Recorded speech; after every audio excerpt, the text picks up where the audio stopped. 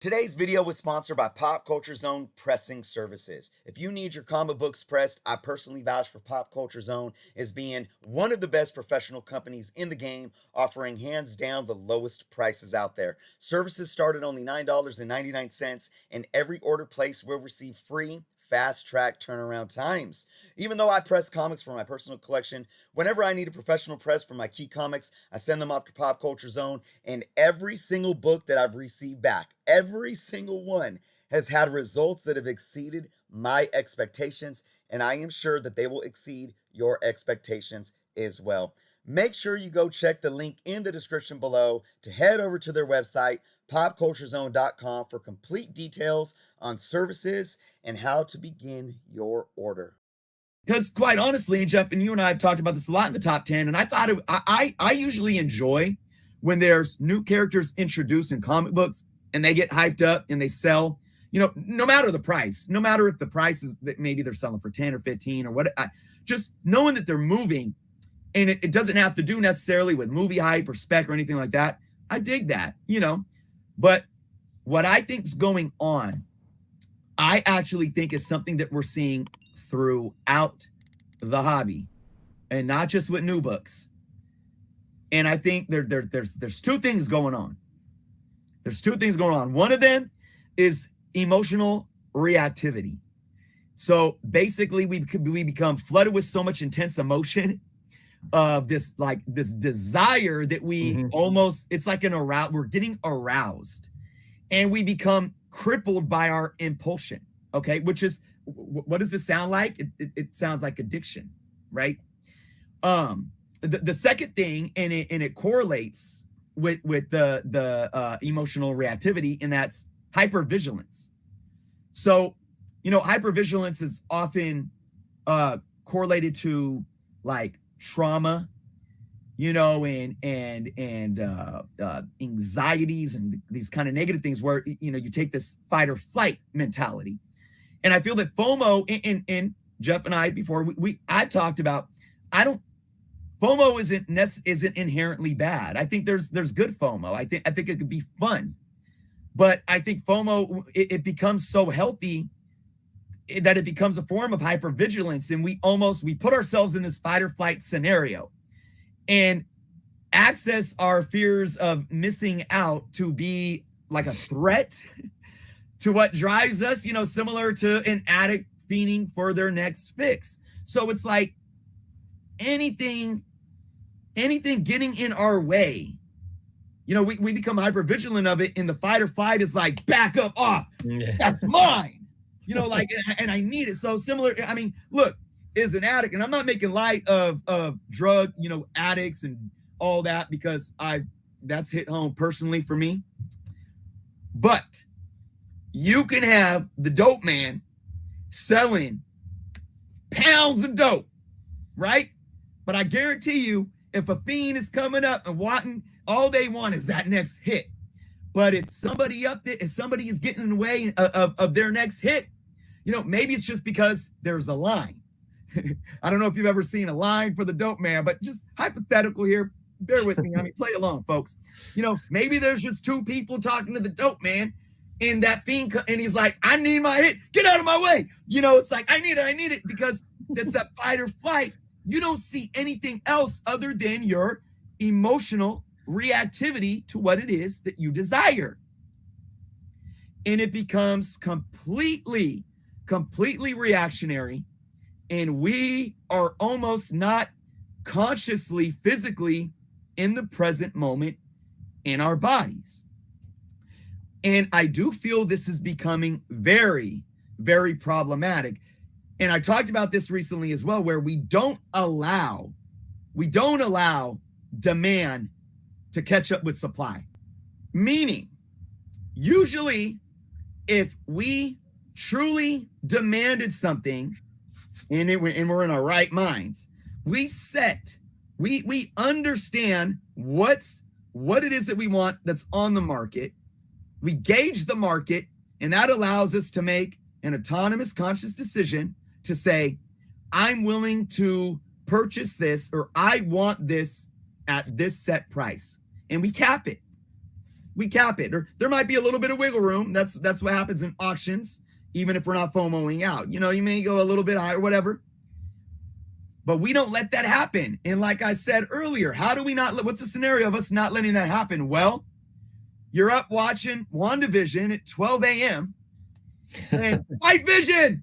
You know, maybe you smoked a good one and you had tipped a few back, and nobody was caring about putting the West Coast Avengers 45 up on eBay prior to this. So, especially in a 9.8. So there's only one, or maybe there's a few raw books, and all you need is a handful of people sitting there at midnight, FOMOing it out.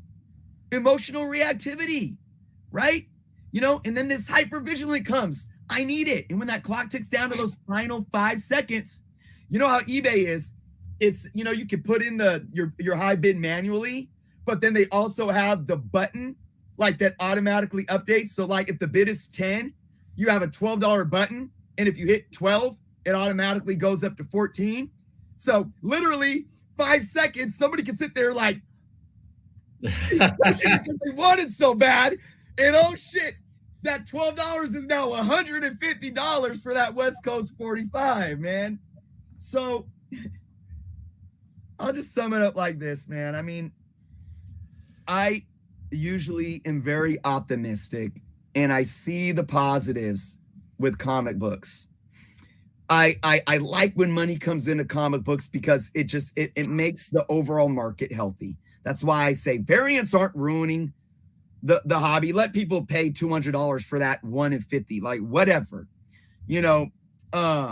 Flippers aren't ruining the hobby. They're helping the primary market and secondary market.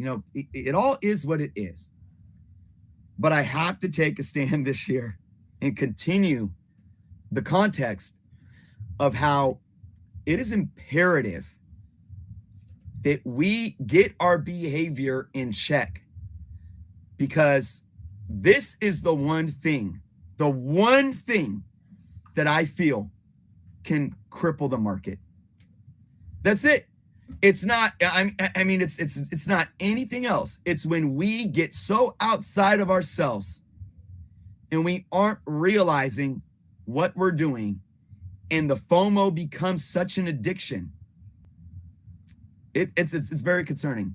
Oh, I'll say one more thing too. I know I want you guys to have final word on this too. I don't want to end it without hearing more of your guys' thoughts, but I'm actually going to do a video on this whole topic. But just to briefly state it, I was watching. I'm in Whatnot constantly, just hanging out. I made a couple purchases, but usually I'm just hanging out.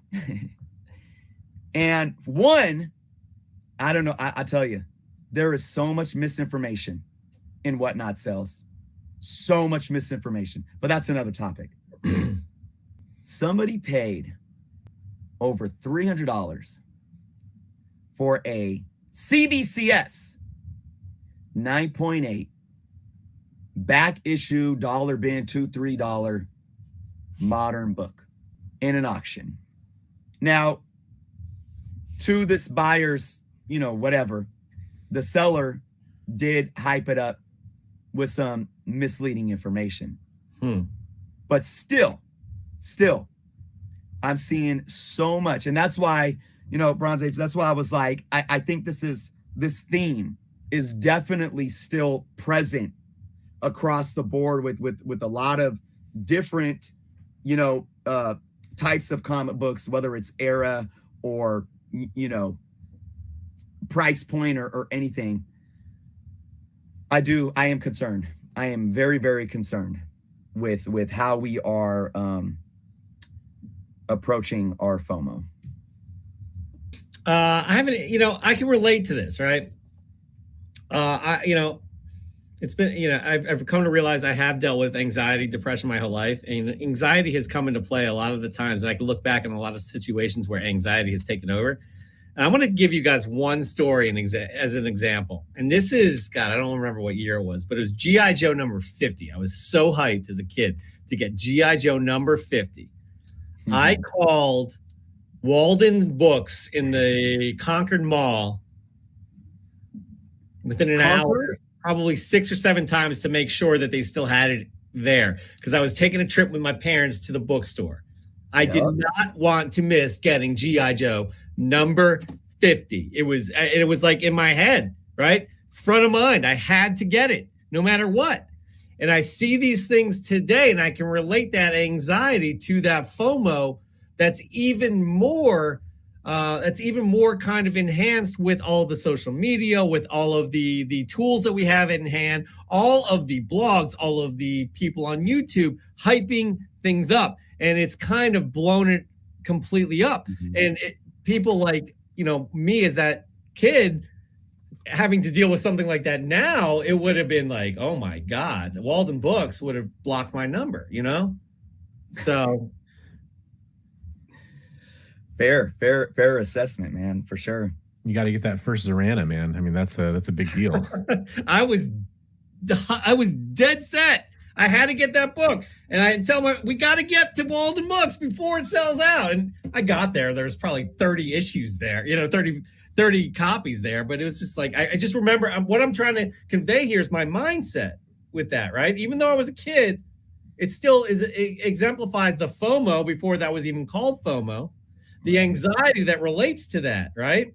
And how it becomes FOMO. So that's just my little kind of my personal story, like, because I can relate to all of what's going on here.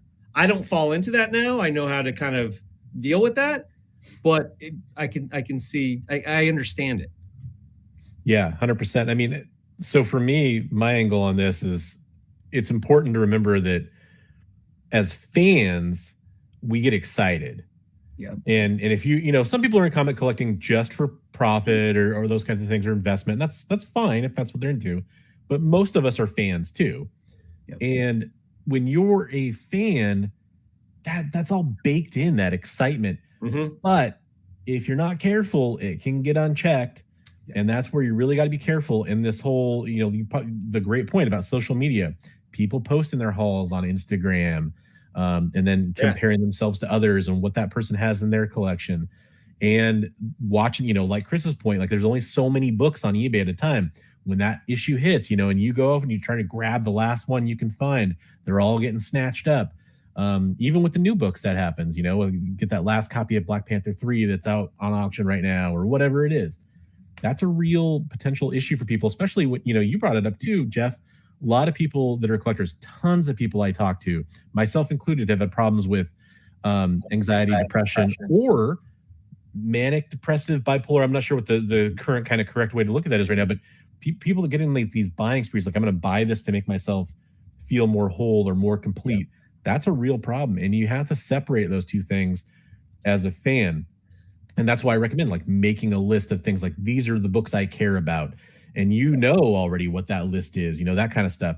There's different strategies, but if you start to notice that you have a problem with that, you're spending too much time on whatnot, too much time on eBay, you're getting a little too excited, a little too amped up, really good time for a reality check. And I think we all could use that from time to time.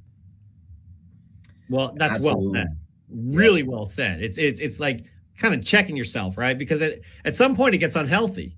And there are certain people that don't notice that it gets past the point that it's unhealthy. And that's where you should be worried. But you're right. Like you see all these people holding up 5 copies of an issue. Be like, look what I got. And it's like, shit, I got to go out and get it, So I completely understand that. Yeah. Anyways, this is this is a lot right here. Actually, this is our most heavy kind of top 10 hottest comics of the week. I told you, I warned Jeff.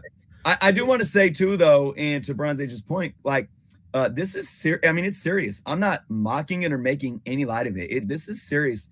And what makes it even more detrimental or problematic to the comic book industry in general is it's becoming so normalized subconsciously where we don't even think about it.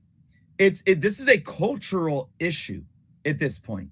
It is and all the things that both of you brought up.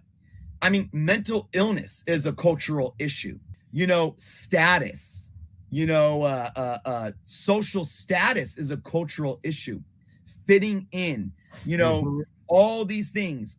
And then social media has just added to that flames. I mean, we post stuff to get, how many hearts did we get? to fuel that. And people don't realize what's going on in here and all the endorphins going off. And then we realize why we can't detach from our phones or, from social media, because it's like now we don't realize how to get endorphins from doing normal things in life. So, but on another level too, the way it normalizes this is that it even normalizes this behavior, normalizes the inability to gauge what we really believe that we should pay for comic books. And I'm not saying somebody's, because I'm so anti-market manipulation. People throw that word out way too much. Nobody, again, this isn't anybody manipulating the market. And I don't even like to say that this isn't organic, because what does organic mean? It's still organic in the sense that we are making autonomous decisions. Nobody's still putting a gun to our head and telling us to have FOMO and buy this and freak out and mine. A lot of rash and reasonable collectors still aren't fully educated.